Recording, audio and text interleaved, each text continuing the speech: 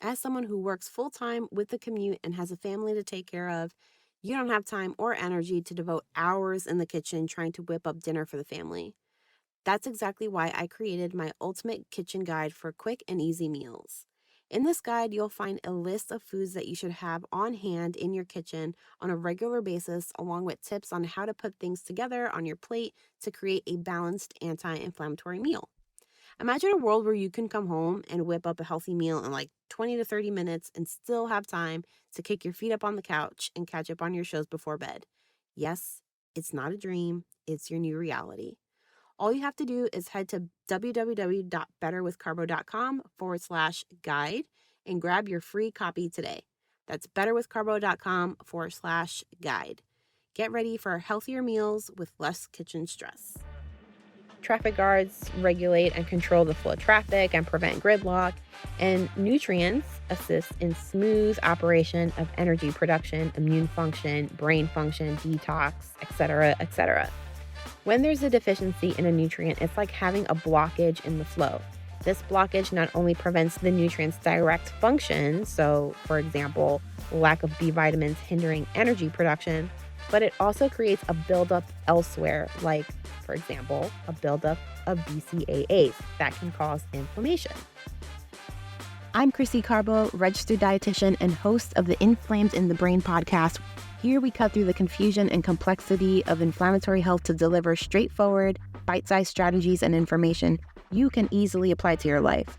Not too long ago, I was lost in a sea of information, overwhelmed by the challenges of inflammation. But through years of trial, education, and self-discovery, I learned to break free from the chaos of fad diets and cultivate a practical anti-inflammatory lifestyle that not only helped me stabilize my own diagnosis, but thrive with it. Whether you're an autoimmune warrior or simply seeking a healthier, uncomplicated life, you found your tribe. Join me as we explore realistic strategies that can make a profound difference in your life. So if you're ready to embrace a simpler, healthier way of living, you're in the right place, my friend. Let's dive in, learn, and grow together. Welcome to the Inflamed in the Brain podcast. Let's get started. Hello, and welcome to another episode of the Inflamed in the Brain podcast. I'm your host and registered dietitian, Krissy, and I hope you're having a great Tuesday so far, or a great day whenever you're listening to this episode. Today, we are going to be talking about energy because Lord knows we need more of it. I need more of it. You ever just wake up in the morning and then like 2 hours into the day, you feel like it's 3 p.m. already? Well, that's been me for a while. And granted, I have a baby who seems to be changing and growing and learning new things every day, so it can be a bit challenging to make sure I'm entertaining him, working full time, getting a meal together, exercising, cleaning up, using the bathroom, taking a shower, drinking enough water. I mean, that whole sentence just makes me want to take a nap. So, why do you want more energy? I know for me, I want to be able to keep up with my kid. And not just now, but when he starts walking and running and his imagination gets bigger and there is so much play involved. I mean, even if you don't have a kid or a baby to keep up with, no one likes to feel tired. And fatigue isn't just like a tired feeling like you need to take a nap. Fatigue can sometimes feel like you're a bit foggy in the head. You have a little bit of difficulty concentrating, and it can also feel like almost like you haven't fully waken up yet. And it's not a great feeling. You feel slow and you're irritable, and no one likes to feel fatigued. Feeling fatigued and low energy is really important to address because it can also be a sign of inflammation. And with a large amount of pro inflammatory cytokines, you'll start to feel more fatigued and just more ugh type feelings. Some of the inflammatory cytokines your body produces when you're in a state of inflammation can also trigger the HPA axis. The HPA axis involves your hypothalamus, your pituitary glands, and adrenal glands. And together, they help regulate your body's response to stress and your sleep wake cycles. So, if you're in this chronic inflammatory state where the HPA axis is currently being triggered, this can cause cortisol levels to become unbalanced and disturb your sleep wake cycle, meaning a good night's rest is going to be difficult and you're going to feel fatigued. Elevated cortisol levels from an overactive HPA axis also depletes your energy stores, and it affects glucose metabolism and insulin sensitivity, which will cause fluctuations in blood sugar levels and also contribute to feelings of fatigue, and you'll experience energy crashes. So, today we're going to be honing in on 4 reasons why you just cannot find the energy to get things done. And by addressing these areas, you'll find yourself with more energy and you'll be steering clear of several inflammatory triggers. And since we now know that inflammation can contribute to feelings of tiredness and fatigue and just overall feelings, it's like you're killing two birds with one stone, reducing inflammation and promoting energy. So, let's get into it. Let's kick things off with one of the biggest reasons why you and many other people may be feeling tired all the time: a high glycemic diet. A high glycemic diet is a diet where you're usually eating a lot of food that quickly raise your blood sugar levels and you get this burst of energy. A rise in blood sugar is normal after any meal that has carbohydrates in them, but the problem is when blood sugar rises quickly, it doesn't last very long because, as a response to that, your body releases insulin to get all of that sugar out of the blood and into the cells for energy. And that feeling that you feel when insulin does its job and quickly sorts out all of the blood sugar is fatigue. Let's talk about your breakfast. You may be grabbing something really quick in the morning because you're trying to get started on that morning commute.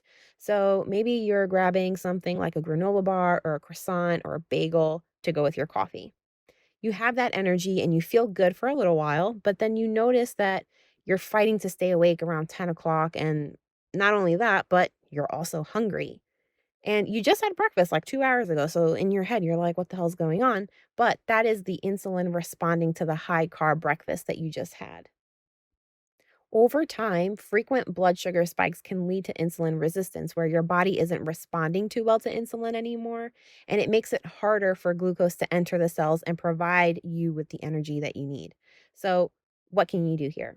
Well, for starters, you could avoid eating naked carbs, or what I call naked carbs, which is eating carbohydrates by themselves. You want to be sure to pair your carbohydrates with enough protein and fiber. When you eat a balanced breakfast like this, your blood sugar will still rise when you eat your breakfast with carbohydrates in them. Again, this is natural, but the rise won't be as dramatic, and the fall from insulin also won't be as dramatic and leave you feeling tired. So, eating a balanced meal will for sure get rid of that feeling of fatigue, and a bonus, it'll keep you from feeling hungry shortly after your meal. I usually get this question asked where people are like, "Is it okay to drink a smoothie in the morning? Or is it okay if I have a cup of oatmeal in the morning?" I think both of these food items in particular have been villainized lately because of the effect that they have on blood sugar. But when people ask me this, my answer is always yes. You can have these foods for breakfast as long as you have them with enough protein. So you want to be sure to add protein powder to your smoothie or maybe have a side of eggs with your oatmeal. This will keep your hunger satisfied and keep you fueled properly and not leave you feeling tired and fatigued. Another reason why you may be feeling tired all the time: nutrient deficiencies, especially B vitamins and vitamin D. Both B vitamins and vitamin D are key players in energy metabolism, and there are a few reasons why deficiency is so common. B vitamins, including B12, B6, and folate, B9, and vitamin D, are key players in the conversion of food to energy. They're involved in a myriad of enzymatic reactions in various physiological pathways your body is regularly undergoing to help convert carbs, fat, and protein into energy. If you're deficient in these nutrients, these processes will be compromised, leading to feelings of fatigue and tiredness. When it comes to B vitamins in particular, there are a few reasons why you might be deficient. First, not eating enough foods high in specific B vitamins usually isn't the culprit here because a lot of foods that we eat, like cereals and grains, are fortified in these nutrients. If you feel like you're eating enough foods that are high in B vitamins, and not just grains, but also foods like salmon, whole eggs, liver, dark leafy greens, and you still are suspecting a nutrient deficiency, a more complex reason here would be influenced by genetic factors known as single nucleotide polymorphisms, or SNPs for short. SNPs are variations in our genes that can impact how effectively our bodies absorb and utilize nutrients. For example, SNPs in your MTHFR gene can make it difficult for your body to absorb folate. There are several SNPs that can interfere with your ability to absorb B12 and other B vitamins. Deficiency in B12 in particular, though, is famously related to gut issues. So if you feel like you're deficient in B12, you also want to address your gut. Other than genetic testing for SNPs, how can you know for sure that you're deficient in B vitamins? A lot of people think that you can just do a simple blood test to find out your nutrient status, but because human physiological function is way more complex and you just don't have nutrients hanging out in your blood all the time, best indicators for your vitamin B status honestly depends on the B vitamin. It's a little bit more intricate here. For example, there isn't a vitamin B1 test that you can take at your doctor's office that would tell you if you're deficient in B1 or not. But because vitamin B1 is used in the body to metabolize BCAAs or branch chain amino acids, urine testing to detect high levels of BCAAs may be your best bet to determine if vitamin B1 deficiency is your problem. It also depends on the B vitamin. Like I said, there are some straightforward tests that you have that you can take at your doctor's office, like a serum folate test or a serum B12 test. But if you're looking for a more clear cut and definitive indicator of deficiency, you might want to work with a functional medicine practitioner. Because, like I said a few minutes ago, nutrients aren't just hanging out in your blood. Well, a lot of them aren't just hanging out in your blood. You could do a simple blood test for some nutrients, like if you're checking for anemia, or if you do want to do a vitamin B12 test, you can do that from the blood. But a functional medicine practitioner would be able to tell you best indicators for specific nutrients. So, for example, some best indicators might be from a urine test, from a stool test, from hair testing.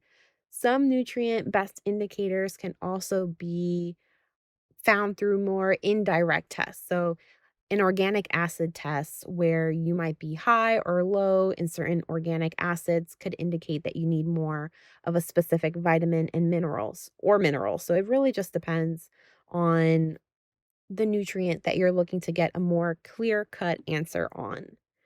So, with that being said, when it comes to vitamin D deficiency, that is a bit more straightforward. Lots of foods that we eat are fortified with vitamin D, and if the sun isn't available to you year round, like it is for a lot of us, myself included, supplementation can help out a lot.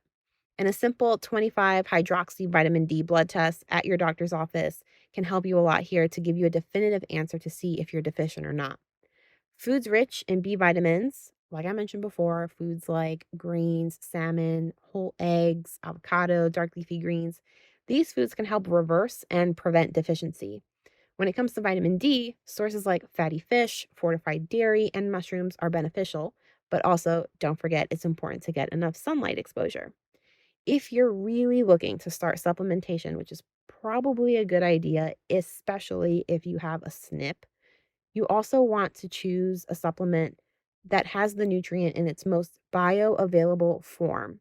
So, for example, instead of folic acid, if you're looking to take more folate or vitamin B9, you want to look for a supplement that has 5-methyl tetrahydrofolate or 5-MTHF instead of folic acid. Folic acid can be really difficult for your body to translate into folate. So 5-MTHF or 5-methyl tetrahydrofolate is the best bioavailable form that you can take. When it comes to B12, you want to look for methylcobalamin.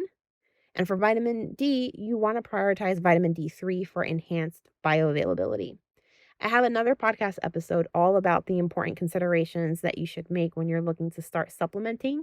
So I'll put that in the show notes if you're looking for more information. Now, I know when you're feeling tired in the middle of the day, it can be really tempting to reach for another cup of coffee, but too much caffeine is our reason number 3 for struggling with energy.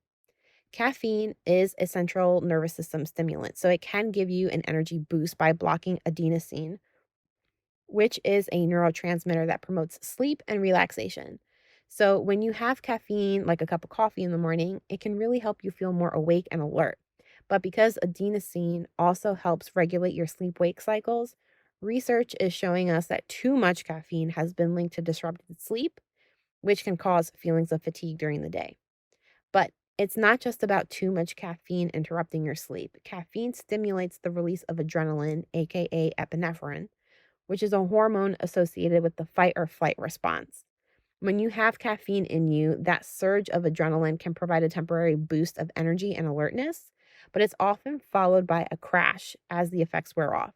And unfortunately, this crash leaves you feeling more fatigued than before. So it creates this cycle where you may reach for a cup of coffee or something with caffeine in it to counteract the fatigue, but it's leading to a roller coaster of energy levels. So you're reaching for the caffeine and then you're going to drop. The FDA says that 400 milligrams of caffeine is considered safe, which is about 4 cups of coffee. But remember, coffee isn't the only thing with caffeine in it. There's caffeine in soda, chocolate, even dark chocolate, and teas. So if you're not drinking tons of coffee, but you're eating and drinking some of these other foods, you want to watch your intake and the time of day that you're consuming these things. Me personally, I know that I cannot have a cup of coffee past 12 p.m., or else I will definitely have trouble sleeping. But for my mom, she has Café Bustelo every single day when she gets home at 4 p.m. from work, and she'll fall asleep just fine. So everybody's different. And I don't want you to think that caffeine is a bad thing because it's not. But instead of having multiple cups of coffee a day or drinking tons of caffeine throughout the day, I have about 1 cup of coffee as part of my wake up routine. And then I look for other ways to get a energy boost throughout the day if I need one. So a cup of holy basil really helps. It's caffeine free, and holy basil supports your adrenal glands. The more stress you feel, the more work you're putting on your adrenals, the more fatigued you feel. And the way that I describe holy basil is like having a deep breath in a cup. You have a cup midday and you're kind of just like, okay, ready to tackle the rest of the day. One other thing that you can do is get some sun for at least 10 minutes. Just sit in the sun or maybe even walk in the sun just for 10 minutes, maybe just a quick trip around the block. These things can be really helpful, especially if you're at a computer all day. I can tell you that for me personally, there have been lots of times where I've been working for a couple of hours in front of a computer and I'm just starting to feel really groggy, really fatigued. If I just give myself a break, get some fresh air, expose myself to some sun, I come back with more energy than if I had taken a shot of espresso. And finally, the last reason why you may be feeling so tired all the time is because you're dehydrated. We don't just lose water when we pee, we lose water when we breathe, when we sweat, and there's an endless list of fundamental bodily functions that our bodies perform every single day around the clock that uses water. And when we don't replenish all this water that we're losing, we become dehydrated. And one of the signs of dehydration is fatigue. Staying on the note of being dehydrated, loss of water can also decrease your blood volume, which means that your heart has to work harder to pump oxygen and nutrients to the cells in your organs. So, this kind of burden is also going to lead to more feelings of fatigue. So, what do you do to stay hydrated? Obviously, you want to drink some more water, but there's this concept that I stole from my husband back when he was in the police academy that's called forced hydration.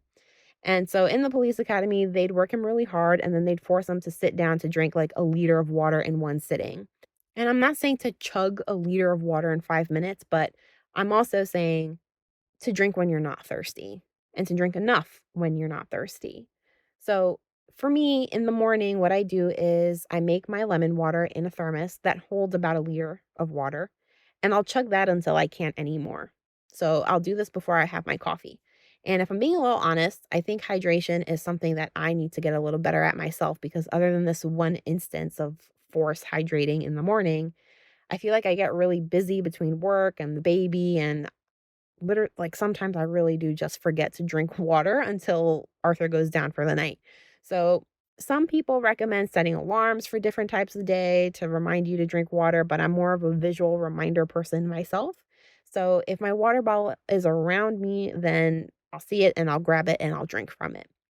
I've been seeing this concept of an emotional support water bottle floating around social media lately. And I think that that's what I need, an emotional support water bottle to help me drink more water.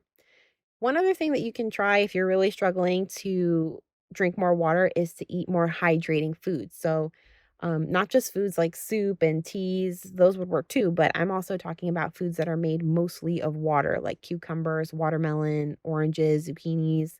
These foods can definitely help you stay hydrated.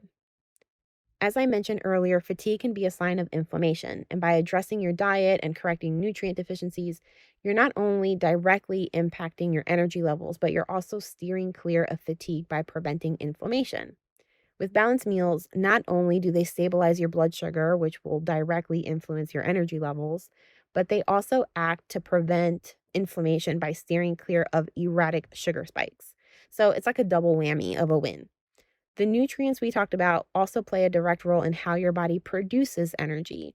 But it's important to know that deficiency in any nutrient for proper physiological function, right? So, nutrients needed for your body to function properly can contribute to inflammation if you're deficient in those nutrients.